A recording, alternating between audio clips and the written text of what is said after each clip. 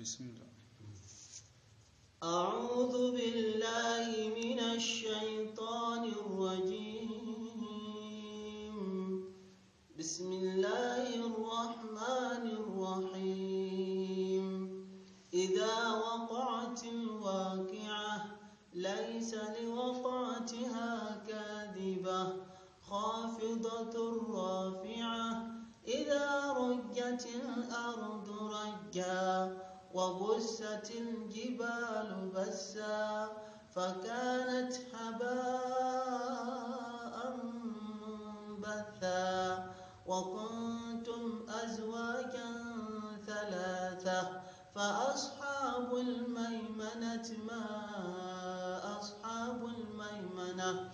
وأصحاب المشأمة ما أصحاب المشأمة والسابقون السابقون أولئك المقربون في جنات النعيم ثلة من الأولين وقليل من الآخرين على سرر موضونة متكئين عليها متقابلين يطوف عليهم ولدان مخلدون بأكواب وأباريق وكأس من معين لا يصدعون عنها ولا ينزفون وفاكهة مما يتخيرون ولحم طير مما يشتهون وحور عين كأمثال اللؤلؤ المكنون جزاء بما كانوا يعملون لا يسمعون فيها لغوا ولا تأثيما إلا قيلا سلاما سلاما وأصحاب اليمين ما أصحاب اليمين في سدر مخضود وطلح منضود وظل ممدود وماء مسكوب وفاكهة كثيرة لا مقطوعة ولا ممنوعة وفرش مرفوعة إنا أنشأناهن إنشاء فجعلناهن أبكارا عربا أترابا لأصحاب اليمين ثلة من الأولين وثلة من الآخرين وأصحاب الشمال ما أصحاب الشمال في سموم وحميم وظل من يحموم لا بارد ولا كريم إنهم كانوا قبل ذلك مترفين وكانوا يسرون على الحنث العظيم وكانوا يقولون أئذا متنا وكنا ترابا وعظاما أئنا لمبعوثون أو آباؤنا الأولون قل إن الأولين والآخرين لمجموعون إلى ميقات يوم معلوم ثم إنكم أيها الضالون المكذبون لآكلون من شجر زقوم فمالئون منها البطون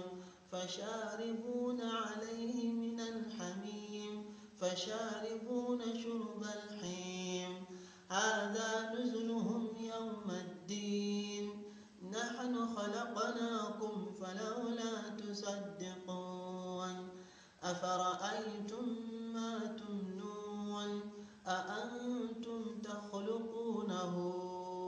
نحن الخالقون نحن قدرنا بينكم الموت وما نحن بمسبوقين على أن نبدل أمثالكم وننشئكم فيما لا تعلمون ولقد علمتم النشأة الأولى فلولا تذكرون أفرأيتم ما تحرثون أأنتم تزرعونه أم نحن الزارعون لو نشاء لجعلناه حطاما فظلتم تفكرون إنا لمغرمون بل نحن محرومون أفرأيتم الماء الذي تشربون أأنتم أنزلتموه من المزن أم نحن المنزلون لو نشاء جعلناه أجاجا فلولا تشكرون أفرأيتم النار التي تورون أأنتم أنشأتم شجرتها أم نحن المنشئون نحن جعلناها تذكرة ومتاعا للمقوين فسبح باسم ربك العظيم فلا أقسم بمواقع النجوم وإنه لقسم لو تعلمون عظيم